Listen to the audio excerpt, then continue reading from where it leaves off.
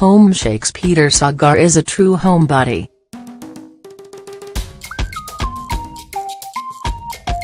Peter Sagar, of the laid-back R&B pop act Homeshake, tells me that he's not the biggest fan of playing shows, and it shows.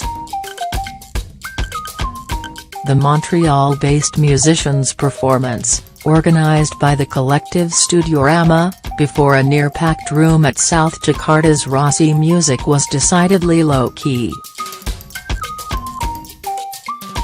He barely addressed the crowd, aside from explaining that there would be no encore, and his entire band took to the stage to perform a detached, minimalist, groove, moving methodically through a set list of infectiously chill pop songs. Not that any of this really matters.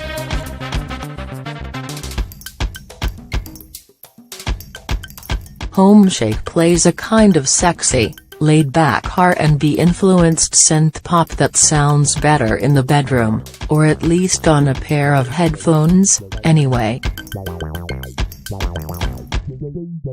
It's not the kind of stuff to set off a raucous live show, despite the fact that this was at Rossi, a place that even goes off for emo bands.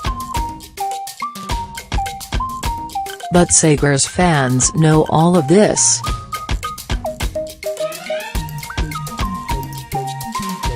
They know what to expect from a Homeshake show, and scanning the crowd of fans, most too young to be called millennials anymore, the whole thing seemed like a success. I chatted with Sagar as he ate a plate of Indomie, with a fried egg on top, classic, before the show, and talked about his life back in Montreal and why he prefers to make music in a studio, as opposed to on a stage. Vice Indonesia, is this your first time in Southeast Asia? Peter Sagar, I've been here once before, but it's my first time in Jakarta. It's cool, I like it.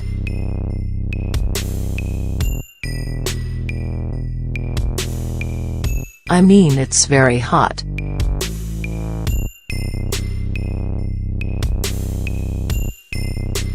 I like that the clouds have been out.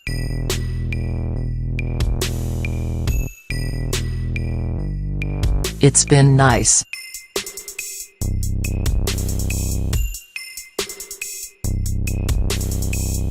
Are you aware of what's happening musically in this region?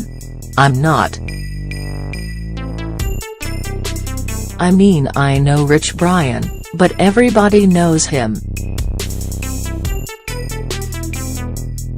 I actually don't know any of his songs, I just know who he is. And when we knew we were coming here, we watched a video of him eating Indonesian food in New York. You live in Montreal.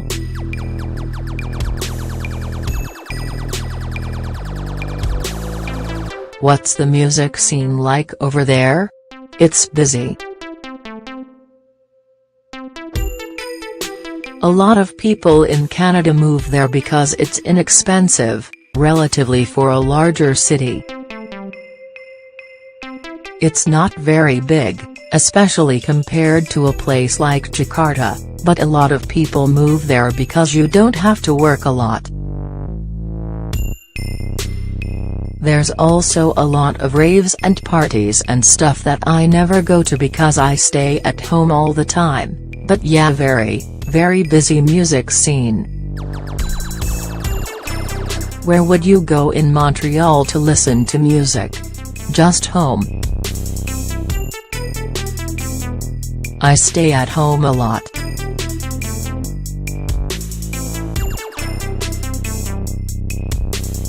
I guess it's where you write your music too.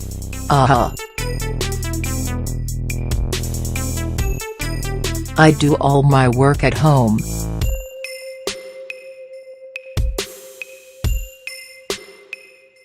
There was a studio where I recorded the first 3 records, but it fell apart recently because it was also a DIY venue and a jam space.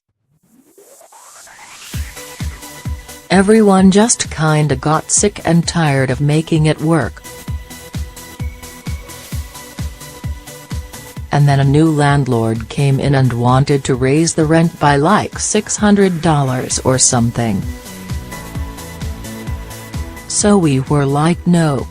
And now I record at home on my computer. It's probably a lot cheaper too. Yeah, it wasn't too expensive to rent there, we were all pretty stingy about it. But it's definitely easier because I can just do it anytime I want. I don't need to book time or anything.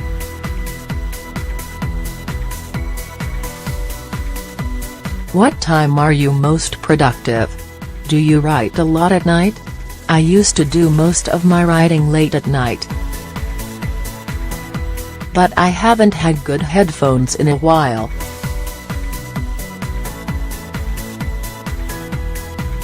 My headphones broke and I've just been too lazy to get them fixed, so I've just been doing it while my girlfriend, Selena, is out of work during the day lately.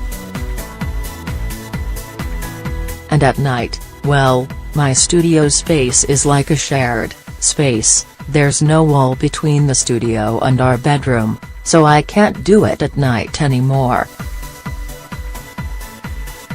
Your last album, Fresh Air, has slicker production than your previous output. Was this deliberate? Well, I recorded both Midnight Snack and Fresh Air with this guy Jackson Macintosh. When we did Midnight Snack, it was the first time that any of us recorded drum machines and synthesizers, and we had been recording to a tape machine. So we didn't really know what we were doing, so it came out sounding like that. Just more lo-fi and not earlier.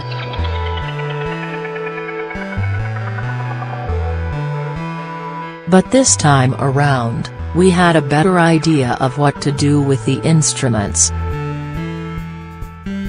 And so yeah, it came out sounding a lot cleaner. We were very happy with it.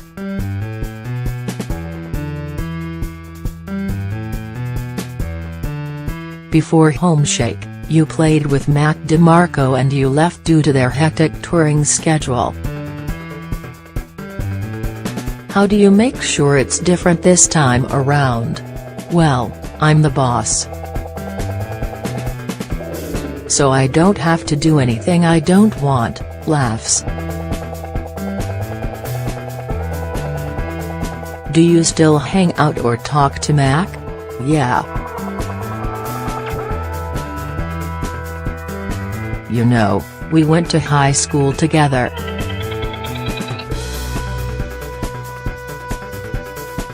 We've known each other for a long time.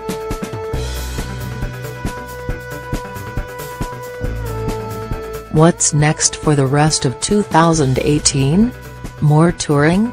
I'm trying to cut the touring off where it is right now. We have a couple more things, but no big tours until I've got something recorded at least. After this Southeast Asia tour, I'll be back home for a while. In a month, we're about to do 6 shows in the northeastern United States. A couple of one-offs, and that's it.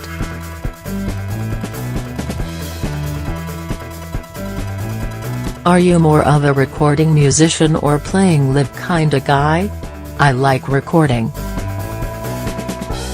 You do it one time and then it's like forever. I forget like every show we've ever played.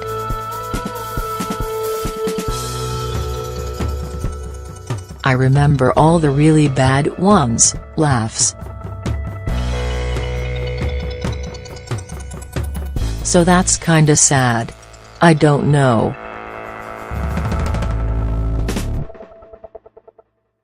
Yeah, playing live is kinda not my favorite thing. And I know I'm about to do it.